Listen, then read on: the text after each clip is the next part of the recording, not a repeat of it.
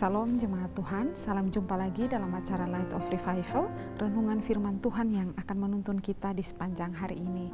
Mari kita sama-sama membaca firman Tuhan di dalam Markus pasal 7 ayatnya yang ke-33.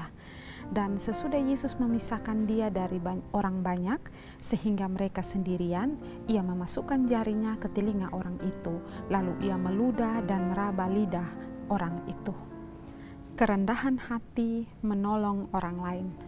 Jemaat yang terkasih, kalau kita membaca konteks dari firman Tuhan yang tadi kita baca, Markus 7, mulai dari ayatnya yang ke-31 hingga ayat 37, itu berbicara tentang Tuhan Yesus yang menyembuhkan seorang yang sakit tuli. Nah, ketika Yesus sampai di daerah Dekapolis, orang banyak datang membawa seorang yang tuli dan gagap. Mereka memohon kepada Yesus untuk menyembuhkan orang tersebut. Lalu Yesus memisahkan diri dari orang banyak bersama dengan orang tuli tersebut, mereka sendirian. Dan Yesus mengadakan mujizat menyembuhkan orang tuli tersebut. Jemaat yang terkasih, biasanya kalau Yesus mengadakan mujizat, ia selalu terbuka di hadapan semua orang. Akan tetapi di sini ia mengadakan mujizat secara pribadi. Mengapa ia mengadakan mujizatnya kali ini secara pribadi atau sendirian? Matthew Henry berkata bahwa ini mau menunjukkan ia tidak mencari kemuliaan untuk dirinya sendiri dan untuk mengajar kita agar menghindari segala hal yang berbau pamer, dan ini juga untuk mengajar kita belajar dari Kristus yang bersikap rendah hati dan untuk berbuat kebaikan ketika tidak ada orang lain yang bisa melihat kecuali Dia yang Maha melihat. Jemaat yang terkasih, merendahkan hati bukan berarti kita menempatkan diri kita lebih rendah dengan membungkukkan badan kita.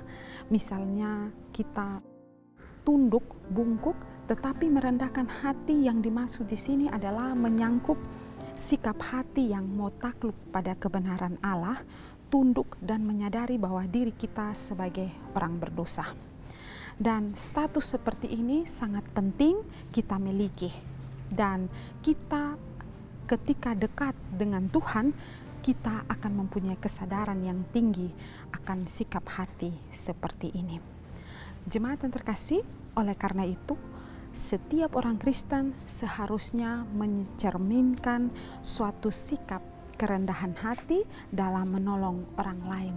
Dan bagaimana wujud sikap kita, orang Kristen, dalam kita menolong orang lain dengan penuh kerendahan hati.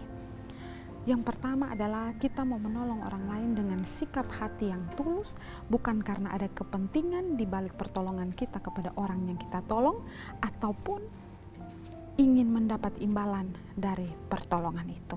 Yang kedua, wujud yang kedua adalah kita menolong orang lain dengan motivasi yang benar. Jangan mau dilihat orang baru kita mau menolong. Kalaupun ketika kita menolong orang lalu ada yang melihat, biarlah itu terjadi dengan sendiri tanpa kita mengundang orang untuk melihat perbuatan baik kita. Dan dari itu semua, teladan terbaik yang dapat kita lihat dari wujud kerendahan hati menolong orang lain, yaitu teladan Tuhan kita Yesus Kristus yang tidak mau disebarkan perbuatan baik yang telah Ia lakukan, menolong orang yang sakit, tuli dan gagap tersebut. Markus 7 ayat 36a, Yesus berpesan kepada orang-orang yang ada di situ supaya jangan menceritakan kepada siapapun juga. Ketika Yesus selesai menolong orang yang sakit itu, Ia berpesan jangan ceritakan kepada siapapun juga. Dan biarlah kita mau mengikuti teladan Yesus ini di dalam kehidupan kita, punya sikap hati yang tulus, motivasi yang benar di dalam menolong orang lain. Kiranya renungan pagi ini boleh memberkati kita. Mari kita berdoa. Tuhan, terima kasih untuk renungan pagi ini. Tuhan, tolong kami, biarlah kami punya sikap rendah hati yang baik untuk menolong orang lain. Terima kasih Tuhan, Tuhan tetap tuntun dan sertai kami. Amin.